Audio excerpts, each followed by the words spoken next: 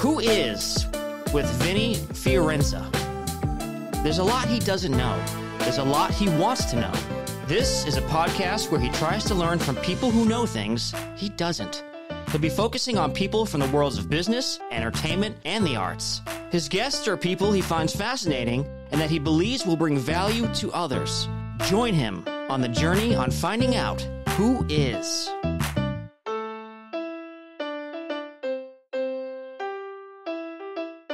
We're kind of known in the Middle East as like the entertainers. Most movies in the Middle East come out of Cairo. I do think being an actor actually helped me in being a lawyer. And I think being a lawyer helped me being an actor. I think if it's a fictional character, then the industry should be prepared to give more people opportunities. The industry's changed and it's less about the glamour and more about the talent.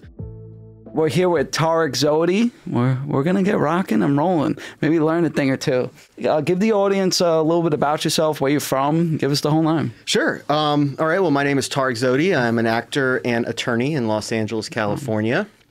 I was born in Cairo, Egypt. In of all places, actually, Cleopatra Hospital. My dad is Upper Egyptian, which is basically the south of Egypt, because the Nile is the only river in the world that travels south to north. And so Upper Egypt's actually southern Egypt. And Told you we were going to learn stuff. Yeah. And Lower Egypt is northern Egypt. So my father's from Upper Egypt. He's or he was, God rest his soul, from Upper Egypt. And my mother's from Lower Egypt. She's from the Nile Delta. And so I got a little bit of both ends of Egypt in me. You also partly grew up in Baton Rouge, right? Right. So I was born in Cairo, and then after there was a revolution in Egypt, my family decided to leave, and they moved to Louisiana, Baton Rouge, Louisiana, because my father's uncle is a professor of mechanical and civil engineering at LSU. And so, it's a complicated story, but Louisiana State University at the time was a sister university to a university in Egypt called Ain Shams, which is like the big major university there. And they were sister universities, so they would exchange professors. Oh. And so my father's uncle worked as a professor at LSU, and then we all just kind of moved to Baton Rouge, Louisiana. And what age was that? I moved to Baton Rouge when I was 3. Oh, wow. Okay. So that's what you know mainly. Yeah. Well, Did you visit back and forth or at all? I actually lived between the two places until I was 18. So we would be in Baton Rouge from September to May, and then we'd be in Cairo from May to September of every year. So you were super multicultural. Yeah. I grew up between the two places. Wow. Yeah. Well, so as a kid, what were like some of your hobbies or interests that you, I don't know. Yeah. Give us a scoop. Well, so I grew up in Baton Rouge, Louisiana as an Egyptian kid is not very typical. I'm sure. You know, so there was probably like 5 families in all of Louisiana. Did you know them? We all knew each other. That's great. We would actually travel once a month or so and have like a little potluck we would rent out like a little rental, it wasn't like a restaurant. It was actually a part of a church. Okay. And they would rent out this whole area that had a kitchen and stuff, and all the moms and they would cook and the dads would grill, and then we would all just get together and like be Egyptian, for like a few hours, about once a month. But you know, it's like I said, growing up in Louisiana as an Egyptian kid, I was kind of the odd man out. You know, you kind of get it from both sides. Nobody really likes you or understands you. Were you disliked or were you misunderstood? It was both? No, Louisiana, unfortunately, has a lot of discrimination. Okay. And the discrimination doesn't just come from, what you typically think. So in the U.S., you think, there's racist people and the racist people are, racist against, a certain subsect of individual. But in Louisiana, the people that don't like you when you're Arab or Middle Eastern or have some kind of prejudice against you, it comes from every direction, because you're not white enough to be white, and I'm Egyptian and I'm from Africa, but I'm not black enough to be black. And so you would get it from both sides. So I kind of, it actually helped me develop to where I am now. Do you have any inspiration from your family, to influence you to become an artist? Yes. Okay. I have a lot of inspiration from my family. I also have a lot of inspiration from my culture, just in general. Yeah, let's hear it all. Egyptians, in Arabic, they say "andum dam khfif," which means Egyptians have light blood, which that's the exact translation. But the meaning of it is that we're very we're a humorous culture, essentially. We're jokesters. Okay. So we're kind of known in the Middle East as like the entertainers. Most movies in the Middle East come out of Cairo. Cairo's like the Hollywood. Film festival's like massive there. Yeah, it's huge. It's and the music comes out of Cairo. A lot of even other Arab countries, when a singer releases music, they'll sing it in Egyptian Arabic, which is a dialect of Arabic, just because it's the most populous country and it's got the biggest entertainment industry. So just in general, my culture, growing up as an Egyptian, you already have that artistic, feeling in you. But on top of that, two of my aunts were very good artists. One of my aunts was a stained glass artist. She would hand cut and hand color and hand stain glass. And she was very good at it. Another one of my aunts, who actually lives here in California, she was a very talented jewelry designer, and she would intricately design jewelry with her hands. So we've always had artists in our family type thing, I just turned out to be a different type of artist than the rest of them. I mean, being surrounded by creatives could spark something different for everybody. It just depends. After your childhood throughout, where'd you end up going to school? Like college and stuff, all that? What'd you study? So I ended up going to Louisiana State University, LSU, go Tigers, and I got my undergraduate degree in international relations and political science. And I knew I needed to get out of Louisiana. Okay. I had to get out of Louisiana. What was your ticket out of there? Grad school. Nice. I decided that as a Middle Eastern person, you kind of have a few options. You can be a computer engineer, you can be a regular engineer, you can be a doctor, you can be a lawyer. Like, those are pretty much our options. That's our options. That's the cap. You could be a dentist if you really wanted to, but all your family's going to want free dental care. So I decided to go to law school, and I took the LSAT while I was in LSU, and I actually applied to a bunch of universities. I really wanted to move to Los Angeles because I knew I was an actor, and I wanted to start my acting career as soon as possible. But I didn't get into schools here at the time, unfortunately. They're very driven towards California residents to get your spot. Understood, yeah. And so the two top schools that I got into were Tulane, which is in New Orleans, but I would have to stick in Louisiana. But then I got into Boston University Law, which was one of the top 20 law schools in the U.S. Perfect. And the minute they gave me the offer, I think it was like 2 days later, I was on a plane to Boston to go rent an apartment. And no screwing around. I wasn't staying in Louisiana. I was out. Wow. Yeah. You took I had to go. Ultimately, I had a really good understanding of automobiles. Okay. I love cars. It's one of my passions. You were talking about your sneakers before. Yeah, Mercedes-Benz sneakers. Yeah, I can't fix a car with my hands, but I've read every auto manufacturer's publications. I've read all the magazines and all this, so I knew a lot about cars. And I actually I had moved to LA, and I had been here for 3 months. I took the bar exam, and then I was like, well, what am I going to do? Like, do I want to be a lawyer? And I decided that I didn't want to be a lawyer, actually. Wow, at the beginning. I started working at a bar. Oh, this is directly after law school? Directly after law school. I was working at a bar at night while I was trying to build an acting career. And in a story that usually only happens in the movies, I met a producer at a bar I was working at. And he said, I like your energy and all this stuff. Would you like to come with me to make a movie called Humboldt County? And it was, I had literally been in LA for 3 months. This kind of stuff doesn't happen to people. I thought the guy was crazy. I was like, there's just no way. Maybe he was. Yeah, I was like, there's no way this is real, And then he followed up with me, and he invited me, and I went up to Humboldt County, and I did a movie called Humboldt County. I didn't do it as in I wasn't starring in it. I had a line in it. Okay. But I got to work with Aruza Balk and Jeremy Strong and David Messina, major. Peter Bogdanovich before he passed away. I was in a scene with him, and that was my one scene. And I knew he was acting a lot. Yeah, I remember him in The Sopranos. Yeah, he was awesome. And I was in one scene, and I asked him. I said, "Can I have a line?" Because we were up in Humboldt County, there's no actors there, and I was like, you need a character. You can't find locals. Can I play this character? Exactly, and say the line. And they're like, sure.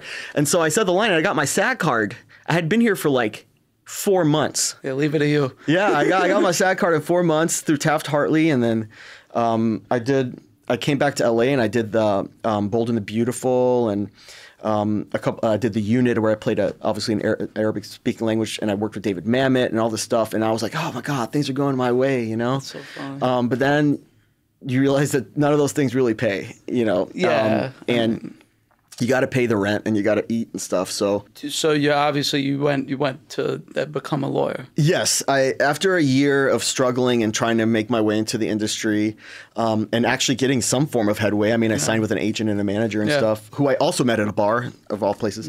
I decided, I think it was June 7th of 2007. I think it was. I was like, I have no money. I had literally had $6.52. I remember it was $6.52 in my bank. Thankfully, I was in LA at the time, and the rent was only like $600, which now you're not going to change a little. Yeah, now it's not going to happen. And I went on Craigslist and I was looking for jobs, and I was like, there's this one ad for lemon law. Which is, I was like, oh, this deals with cars, and I'm really good at cars. And so I applied. I went and interviewed, I got the job, and I started my legal career. Aren't you still doing that? I'm actually not doing lemon law anymore. Oh, okay. Cool. Yeah, I did lemon law for 5 years, and then because of the 2009 and 2010 crash, the automobile industry crash, where the manufacturers went bankrupt, there was no more lemons. Okay. Because there was no cars, but also because they signed a bankruptcy agreement where they could no longer be sued for cars that were manufactured before a certain date. So I actually got laid off of my lemon law job at that point. And I was like, well, what do I do now? Do I just go right back into acting?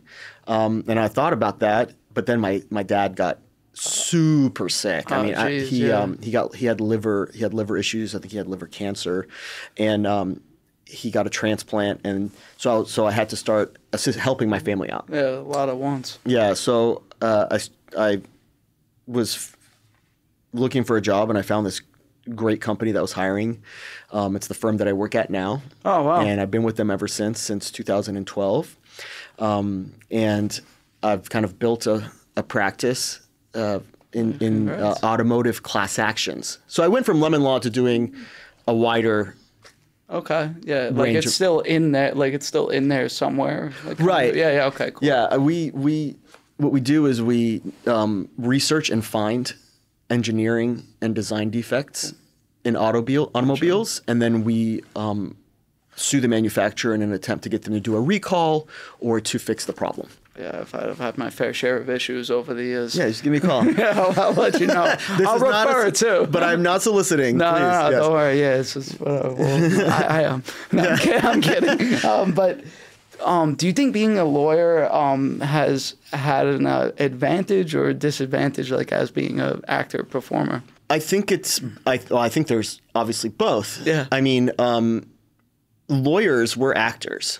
Okay. At the end of the day, we go to court. We have to make a certain presentation, and we have to be able to convince somebody exactly that what we believe and what we're saying is right. So I do think being an actor actually helped me in being a lawyer, and I think being a lawyer helped me being an actor because we're on strike right now. Oh, wow. Okay, yeah. so one hand washes the other. Right, and if I was only an actor, I would not be making any money right now, unfortunately. You know, so it helps that I have that. Plus, I'm a right brain, left brain. I have both, and if I don't do the legal work, I feel like I'd be losing my intellectual outlet, and if I don't do the acting work, I'm losing my artistic outlet. So I kind of have to do both. Nice. Yeah. Would you ever play a lawyer? I would love to play a lawyer. That'd be cool. Yeah, I think that would be great because honestly, like I watch the legal dramas a lot and the legal comedies, and they get so much wrong. Okay. Just like on the very basic How do you feel about Suits right now? Because it's like everywhere now. I actually have not watched Suits. My mom and my sister have watched it, and they talk very highly of it. The show that I watch the most is The Lincoln Lawyer, which I love that show. Right. Is it spot on or it's like It's got its problems. Being a lawyer is not as glamorous, I'm sure, as they show you. Like growing up, my dad was a lawyer, and so growing up we watched L.A. Law, and we watched Law and Order. And I used to think before I went to law school, that's what it's gonna be like. You know, that's that. Yeah, it's nothing like that. No, it's nothing like that. What is being of Egyptian descent mean to you, like as an American, like just day to day? Does it have an effect? Yeah. So, yes. The short answer is yes. Yeah. I mean, I find that our people in our culture is very proud. We are a very proud culture. Yeah. Growing up, how that is. Yeah. I mean, growing up, my mother used to really instill in us that. To have knowledge of our history and our ancestry, and you know, we would go to, every time we go to Egypt, we'd go see our history. We'd go to the pyramids. We would go to the museum in Cairo. We would go to Abu Simbel. We would go to the Valley of the Kings and the Valley of the Queens. I've been to all of these places. I gotta do all that, man. It's amazing, I'm sure. And it's just, for me, it's very we get very proudful of that, because you go see it and you're like, you know, my ancestors did this, and it's amazing stuff. Sure, it's moving. Yeah, it's amazing stuff, and not very many people have met Egyptians, to be honest. Oh yeah, I guess I'm from New York. I'm spoiled. Yeah, I met a lot of people. I mean, I grew up with a lot of people in my neighborhood, even. Yeah, well, New York, New Jersey has a actually large Egyptian population, but I mean, a lot of people they'll say, for instance, they'll look at me and say, "You don't look Egyptian," but that's because they have a perception of what Egyptians look like based on I don't know what, to be honest. Yeah, I don't know what either, because I think when I think of Egyptians, you kind of do. You kind of fit the mold. I mean, I was born there. Both my parents are Egyptian. You know, this is kind of what Egyptians look like. You know, but it's interesting because a lot of Egyptians don't leave Egypt. So Egypt's got a very large population, and they don't really leave Egypt. So a lot of people haven't met us, but you know, we're here. Yeah, there's a lot I don't know. I've actually met a few people out here that are Egyptian. Yeah. So it's been especially in the entertainment industry. Yeah. Because we're entertainers. There you go. Yeah, it's like a full circle. Lifeblood. Lifeblood. Dam khafif. Yeah. I love that. So you're saying that. Do you speak other languages fluently? I speak Egyptian Arabic, which is a dialect of Arabic. I can, when needed, speak Lebanese and Syrian Arabic, which is like it's a dialect. It's very it's actually very similar to Egyptian or Palestinian Arabic. I studied what's known as Fusha Arabic, which is like a Quranic, very traditional Arabic. So what they speak in like Saudi Arabia. So I studied some of that, and I'm able to do that. Also, I took German for 8 years. You'd be good on like The Amazing Race or something. Yeah, I don't want to do reality though. That I'm kidding. No, I'm just kidding. Yeah, no, I'm kidding too. I took German for 8 years actually, because I wanted to be different. Because everybody in Louisiana was taking French or Spanish. Yeah. And so I was like, what am I going to take? And they had Russian and German were the other options at my high school, and so I picked German. Those both seem rather difficult. I'm of German descent, so I don't know a lick of German. Mach fort. Yeah. That's all I know. What does being Egyptian mean to you? Like, I want to just continue with the trend in the entertainment industry. Well, see, so I think that's a very interesting thing, because there's a lot of intersectionalism when it comes to that, when it comes to being Egyptian, Middle Eastern, Muslim, Arab, brown, North African, Mediterranean in the entertainment industry, because a lot of people, they make movies about us. Historically, they made a lot of movies about us, but we don't get cast in them. Got it. Like the movie Gods of Egypt, for instance. Okay. I haven't seen it. Good, because I refuse to watch it, and they didn't cast a single Egyptian in any of the roles, not even any of the god roles. They cast Scandinavian people. No way. Blonde, blue eyes. And it just doesn't make sense, because we're here. We exist. Like, if you guys want to cast Egyptian people, we're here. We're in the industry. Yeah. But if they are looking for somebody to play a terrorist, they find us. They find us real quick, I just think it's funny that when they tell the story, when they want to tell a negative story, or they want to portray a Middle Eastern, Egyptian, Arab, etc. person in a negative light, it's very easy to find us for some reason. But when they want to portray us in like a positive historic light, for some reason they can't find us. So what's going on like currently, and like what's the status of like I don't know, people you bumped into? Mina, what is Mina? Yeah, so I mean, just for the audience, Mina means Middle Eastern, North African. I think the interesting thing about that is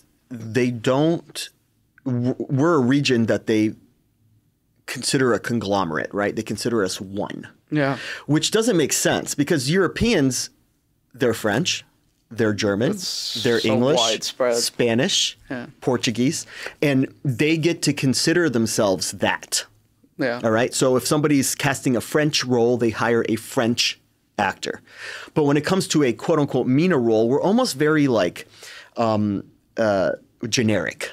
Like grouped or whatever. We're grouped together. But the truth is there's so many different subcultures and, you know, people think Arab, but what they don't know is that Arab is a ethno-linguistic designation. It essentially just means we speak Arabic. It does not mean that we're all the same group of people. We just happen to speak the same language, you know. That's like saying somebody in Sierra Leone is French. Gotcha. But they're not. Yeah. You know. So I think right now the industry... I just watched Blood Diamond the other day. Oh yeah, see Blood Diamond. That's a great movie. And they authentically cast, which was nice. Yeah. I can't speak for every Middle Eastern actor. I can only really speak for myself. But there was recently a study for the percentages of leading roles where they broke it down by ethnicity. And I think MENA actors were 0%. We're not getting lead roles in pretty much anything. Okay, so it's like sub 1% or whatever. It's sub. I think it was like 0.0001. And I think that was just Gal Gadot. I think she's just getting all. Oh wow! You know, she's Middle Eastern. Yeah. Tony Shalhoub. He's Lebanese. Gotcha. He's a great actor. You know, Shannon Elizabeth. Gotcha. Yeah. Was Lebanese, but she marketed herself obviously as a American actress. So, but we're not getting the roles, you know. Where can we go from here, pretty much? Like, what could be done to make it slightly better? I think I don't run the industry. No, obviously. Gotcha. But I think let's pretend you do for this next. Yeah, I think, you know, we're seeing a lot of rehash, and when the industry decides to tell stories that are diverse and varied, it's generally successful. Yeah. You know, I mean, look at, and people view this as a huge, giant hit, right? But look at Barbie. Okay. All right. Female-driven, female lead, tells a female story, but that's universal. I love that movie. I thought the movie was freaking excellent. See it yet. I have to still. I was in love with that movie. But it's almost, you know, they don't make enough of those. Okay. You know, and it's not just MENA actors. I think they need more movies with more female leads, strong female leads that aren't just about, you know, sexualization of a female. They need more movies with African American leads that aren't just about being African American. Yeah. You know, it's important that the stories if we're telling fictional stories, you know, which is not all the industry, but a lot of the industry, it's just fictional stories. Why can't you cast anybody? Yeah, no, it's true. It's a fictional story. It's made up. It comes down to the talent. Yeah, I guess. You know. And I do think there are studios that are making huge strides. I think Disney, for instance, is making a huge impact. I mean, you know, you had The Little Mermaid. Cool. You know, the lead, Halle Berry. I think she's a brilliant actress, great singer, and people really got up in arms about her being cast, but it's a mermaid.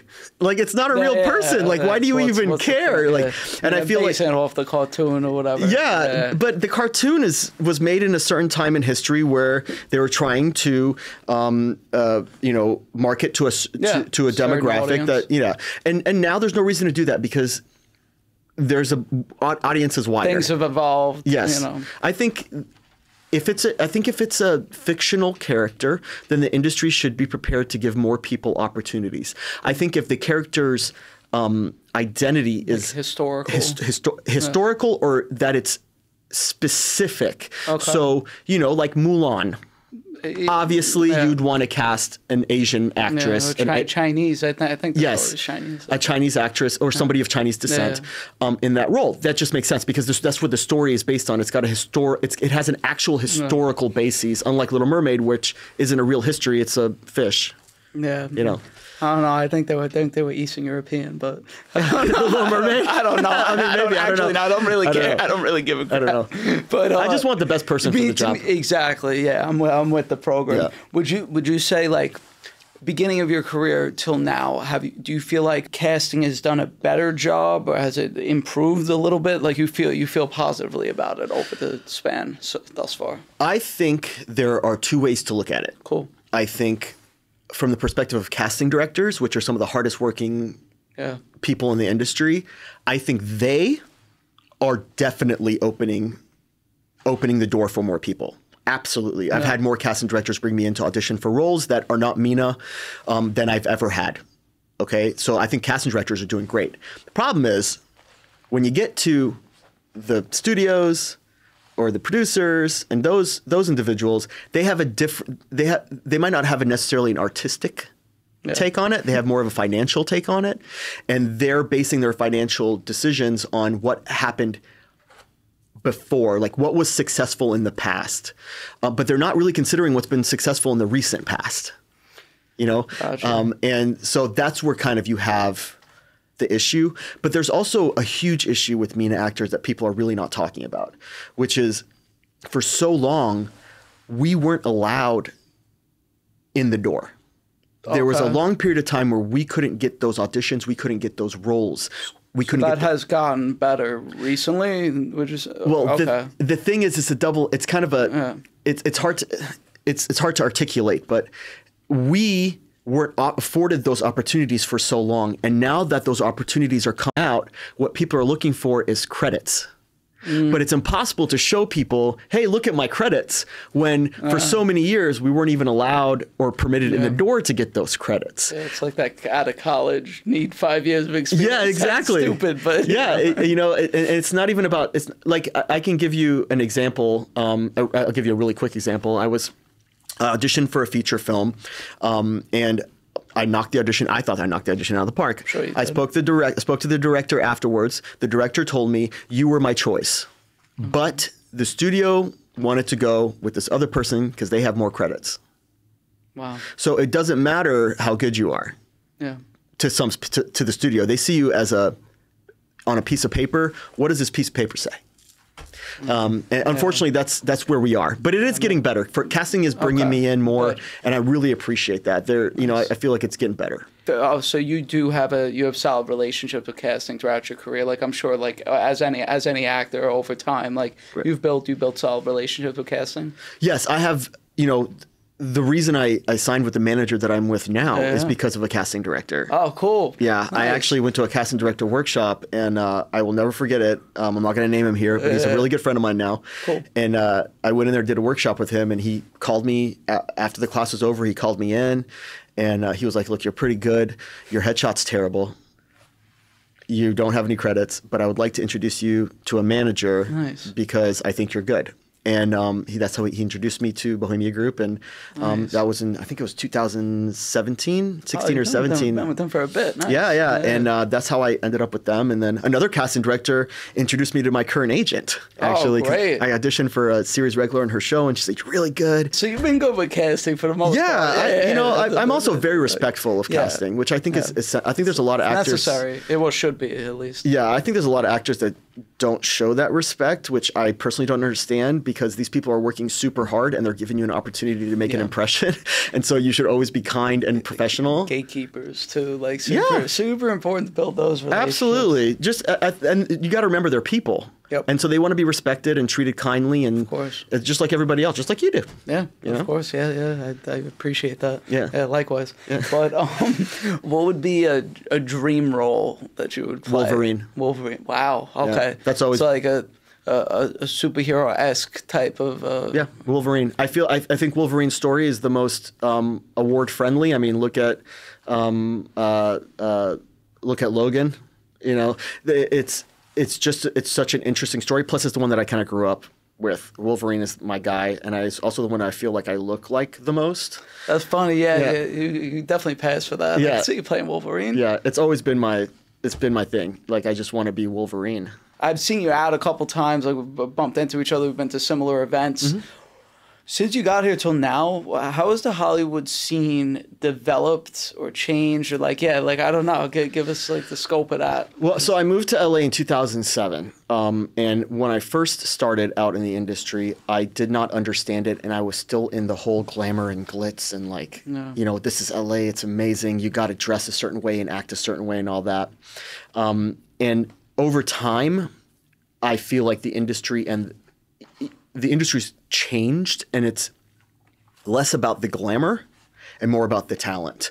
I feel like the talent has really kind of overtaken the glamour in the entertainment industry. And I think that's because the glamour and the beauty and that kind of stuff all moved into other industries. Like if you notice... That's an interesting perspective. Yeah, like pop music...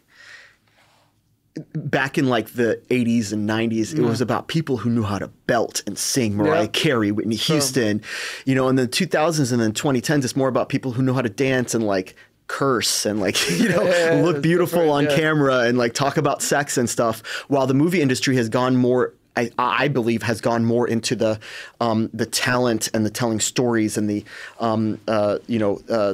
more visceral way. And I feel like even when you read the magazines and you read the articles, there's a lot more talk about the pop industry and about influencers and things like that when it comes to Hollywood, and less about, you know, these huge talents. Like you don't read regularly about Zendaya going to, you know, Chateau Marmont getting wasted in the middle of the night. She's a brilliant actress who's has a career that she's building. Yeah, you're right. And that's what she focuses on. Yeah. She's talented. She has a talent. Yeah, I'm sure she has her fun. Oh, I'm sure she does too. But it's not like what we used to see. Like you'd see Paris. Like Paris Hilton was one of the biggest stars in the world. She's brilliant, by the way. I don't know if you've seen her documentary, but not yet. She's brilliant. A brilliant lady. But it used to be famous for the sake of fame. True. Now it's about the talent. That's a good perspective. Thank you. I'm going to switch it up to our little rapid fire round. Okay, sure. And have some fun with it.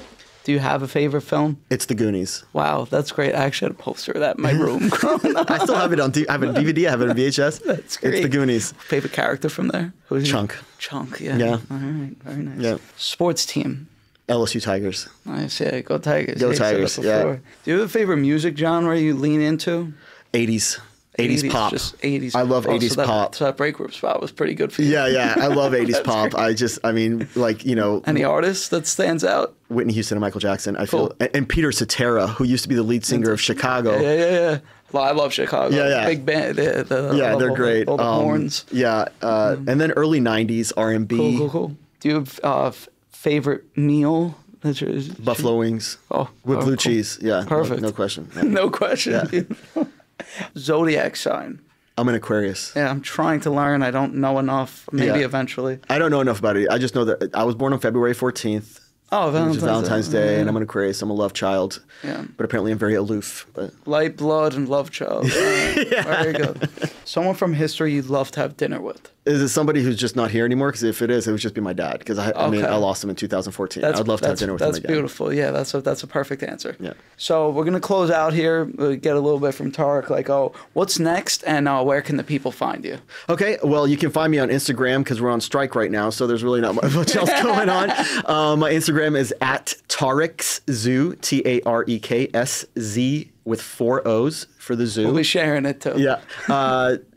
That's usually where I share most of my comedy. I have a shtick, which I hope you enjoy. It's called Slutty Comedy, and that's generally where you can find me. Yeah, I'm slated to do a film.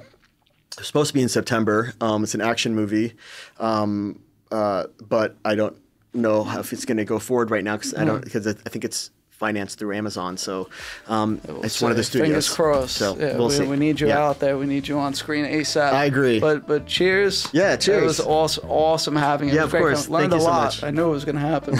Yeah, sorry, I talk a lot. No, it was great. Fantastic.